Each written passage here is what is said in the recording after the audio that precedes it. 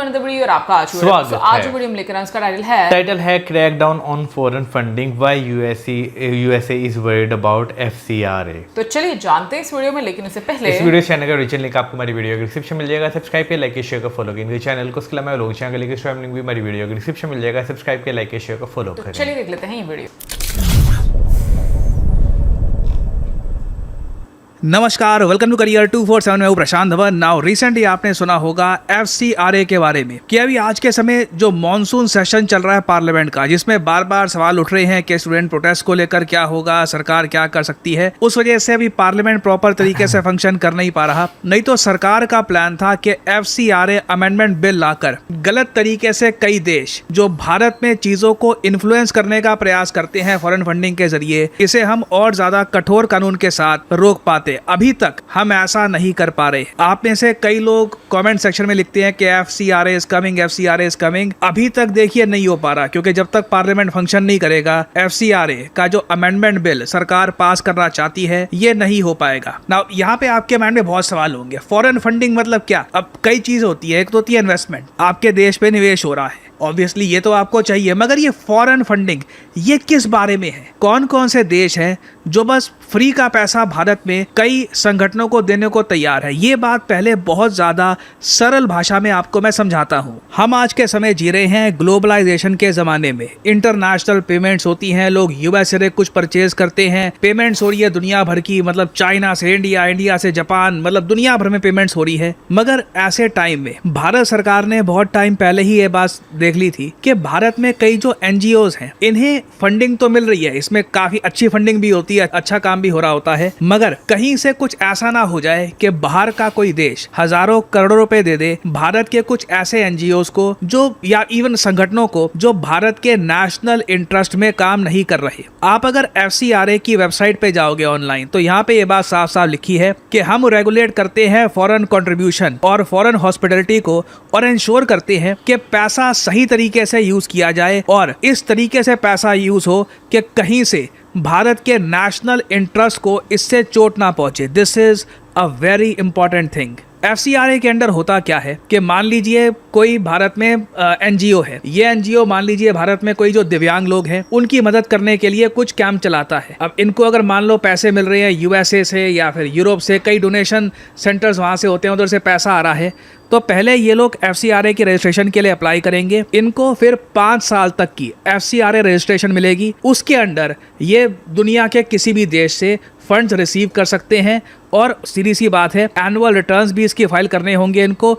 और 5 साल के बाद जब इनका यहाँ पे एफसीआरए खत्म हो जाएगा रजिस्ट्रेशन, इनको रीअप्लाई करना होगा उसके लिए। और अगर यहाँ पे आपका सवाल ये है कि दुनिया में पैसे को लेकर डोनाल्ड ट्रंप कहते हैं कि मैं 1 रुपया नहीं दूंगा क्लाइमेट चेंज से लड़ने के लिए, पैसे को लेकर दुनिया इतनी ज्यादा सेल्फिश होती है, तो ये हजारों करोड़ों रुपए कितने पैसे आते हैं भारत में एनजीओज को? ये देखो मैं आपको बता दूं, ये बड़ा एक इंटरेस्टिंग फैक्ट है। ये जो भी डेटा मैं आपको दिखा रहा हूँ ये गवर्नमेंट सोर्सेज से है। यहाँ पे आप देख पाएंगे पीआईबी का मैं आपको आर्टिकल दिखा रहा हूँ। अगर हम बात करें फाइनेंशियल ईयर 2025-26 की, तो इधर मैं आपको दिखा पाऊंगा पिछले फाइनेंशियल ईयर में 16,000 से ऊपर एसोसिएशंस हैं भारत में जिनको 23,000 करोड़ रुपए मिले हैं। हम यहाँ पे 100, 200, 300, 500 करोड़ की बात नहीं कर रहे। जो पेमेंट्स आती हैं ये 23,000 करोड़ की है। ये पैसा कहाँ से आता है? प्राइमरली यूएसए से। सबसे मैं कहूँगा कि 30 से 40% ये पैसा आता है यूएसए से, फिर आता है मैं कहूँगा यूके से, जर्मनी से और बाकी देशों से। और एक इंटरेस्टिंग बात देखिए, ये जो खुद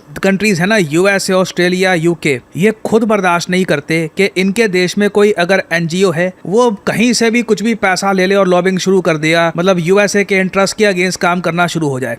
मान लीजिए फॉर एग्जाम्पल, एक एग्जाम्पल आपको देता हूँ। यूएसए में मान लो कि इनको एक बहुत ही important nuclear power plant build करना है एक जगह पर। चाइना चाहता है ये पावर प्लांट बिल्ड ना हो। चाइना के पास बिल्कुल ऑप्शन है कि ये लोग फॉरेन फंडिंग प्रोवाइड करना स्टार्ट कर दे। यूएसए में कई एक्टिविस्ट बैठे हैं, कई एनजीओ बैठे हैं, उनको पैसा देना स्टार्ट कर दो और ये प्रदर्शन करना शुरू कर दो कि पेड़ नहीं कटने देंगे, पर्यावरण और कुछ ना कुछ बस प्रोटेस्ट करना शुरू कर दो।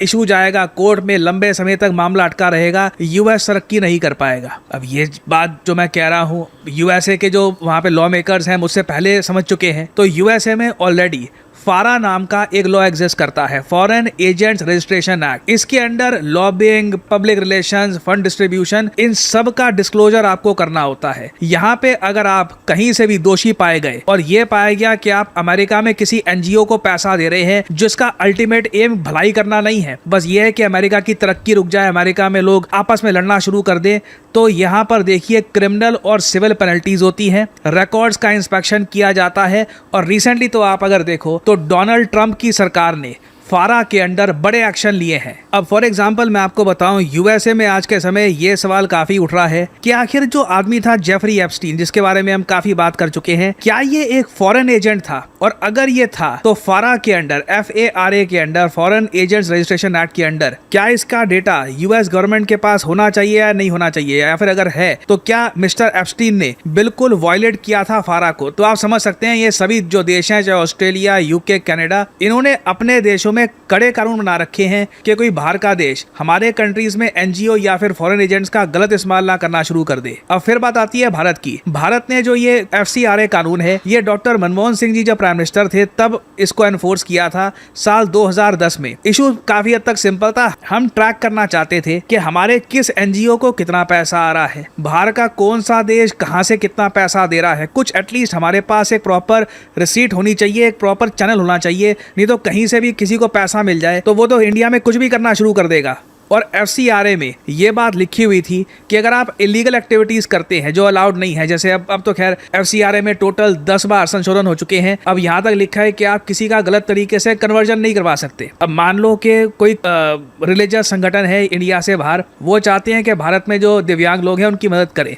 आपको मदद करनी है, आओ, कोई दिक्कत नहीं है। उनके लिए हॉस्पिटल ओपन करना है, करो, कोई दिक्कत नहीं है। मगर उसकी आड़ में अगर आप लोगों का धर्म परिवर्तन कराना स्टार्ट कर दोगे तो ये अलाउड नहीं है। तो ये सब कानून ऑलरेडी है। अभी रिसेंटली जो ये मॉनसून सेशन जो आना था ना इस बार पार्लियामेंट में, इसमें एक और बदलाव लाने वाले हैं हम। इस फॉरेन कंट्रीब्यूशन एक्ट में, FCRA में एक बड़ा बदलाव ये आएगा कि अब मान लीजिए कोई एनजीओ है, ये भारत में काम कर रहा था, इसका लाइसेंस, FCRA लाइसेंस सस्पेंड हो गया, इनको खूब सारे पैसे मिले हुए थे। अब इनके कई एसेट भी हैं, कई जमीनें खरीद रखी हैं इन लोगों ने, कुछ और टाइप के एसेट है वगैरह, गोल्ड परचेज कर रखा है कई जगह इन लोगों ने, उससे इनको जो भी है स्पेंडिंग पावर मिलती है। तो FCRA की जो रेगुलेटरी बॉडी है वो इनके एसेट्स को भी जब्त कर सकती है। ये एक गेम चेंजिंग मूव होगा। अब वो NGOs जिनका लाइसेंस कैंसिल हो चुका है अपने एसेट्स छुपा नहीं पाएंगे। इधर आप देख पाओगे।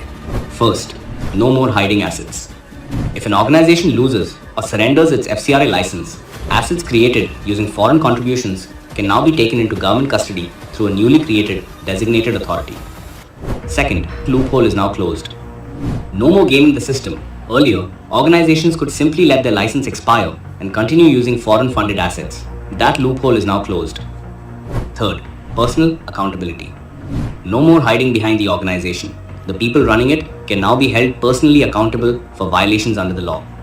ये बड़े बदलाव हैं। कई NGOs इसको लेकर अनकंफर्टेबल फील कर रहे हैं। कोई भी फील करेगा कोई NGO, क्योंकि उनको सडनली अब अकाउंटेबिलिटी के और ज़रा करीब रख दिया जाएगा। पहले क्या होता था कि अगर मान लो NGO कुछ गलत काम कर रहा है, NGO का लाइसेंस कैंसिल कर दिया, फिर एक नया NGO ओपन कर दिया उन लोगों ने। लोग तो वही है ना, ठीक है, काम वही कर रहे हैं। अब यहाँ पर इस बार क्या है कि जो लोग हैं उस NGO में वो भी डायरेक्टली अकाउंटेबल ठहरा जाएंगे। ये सब अमेंडमेंट बिल में लिखा हुआ था। अब ये बिल कब पास हम कर पाएंगे, that remains to be seen. मगर USA में मैं ऑलरेडी देख पा रहा हूँ इनके जो पॉलिटिशियंस हैं ये बहुत कंसर्न हो रहे हैं कि ये क्या कर रहा है भारत, हम लोग फ्री का पैसा देना चाहते हैं इनको, ये और कानून और ज़रा कड़े कर रहे हैं, हमें फ्री का पैसा देना दो ना।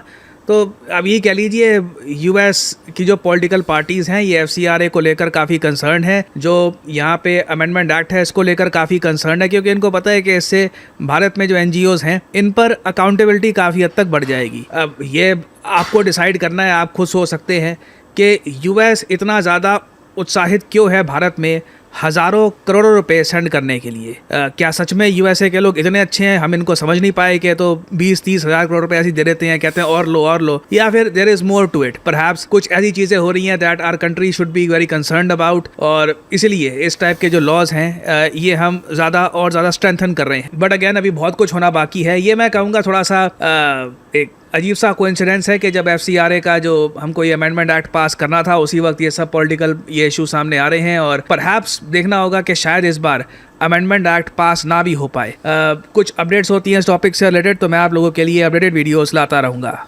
आज की वीडियो में जो हम लोगों ने FCRA के बारे में जाना उससे यही पता चलता है कि एक ऐसा बिल पास किया जा रहा है कि जहां पर स्क्रूटनी और ज़्यादा टाइट हो जाएगी कि NGOs के पास अगर पैसा आ रहा है वेलफेयर के लिए तो वो कहां से आ रहा है और वो कहां पर लगा रहे हैं।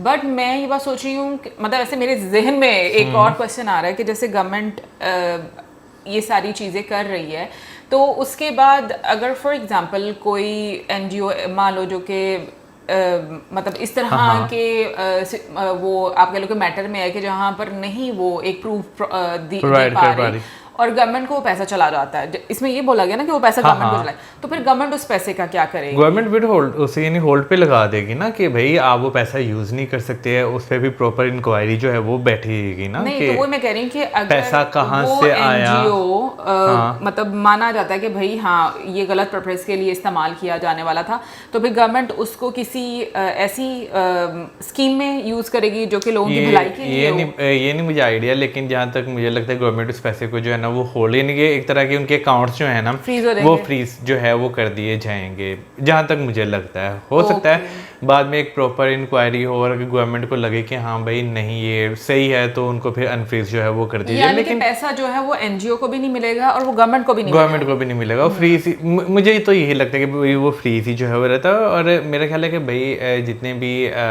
ऐसे ऑर्गेनाइजेशंस होती है कंट्री में जो कि मॉनिटरी फॉर्म में जो है वो काम करती हैं तो मेरा ख्याल है कि उनकी स्क्रूटनी भी जो है वो होनी चाहिए और काफ़ी ज़्यादा ज़रूरी जो है वो रहती है कि भाई टाइम टू टाइम जो है ना आप अपनी पॉलिसीज़ जो है वो अपडेट करते रहें, क्योंकि आप लूप होल्स जितने ज़्यादा बंद करेंगे ना उतना ज़्यादा ही जो है वो कंट्री में आपको जो है ना एक स्टेबिलिटी नज़र आती है, क्योंकि लूप होल्स को इस्तेमाल करके बहुत सारे लोग जो है ना वो ऐसी ऐसी हरकतें भी जो है वो कर जाते हैं कि देखने वाला एक बार सोचता है कि यार ये कैसे हो सकता है। देखो सबसे इम्पोर्टेंट मतलब यही होता है ना कि स्टेबिलिटी मेंटेन करना। बिल्कुल। और इसमें जो है ना सबसे बड़ी जो चीज़ मुझे लगती है कि भाई अंदर के लोग खुद ही वो कानून बनाते हैं और वो खुद ही बाद में ऐसे भी लूप होल्स जो है वो बता देते हैं जिसका जो है ना फ़ायदा उठाकर वैसे ये चीज़ काम किया जा सकता है। मुझे लगता है कि अगर इस तरह से स्क्रूटनी होना तो जो अंदर का सिस्टम है ना मतलब जहाँ पर ऐसे कुछ लोग हैं जो कि ये सारी चीजें करते हैं उन पे भी सीरियसली बहुत एक वो कह लो कि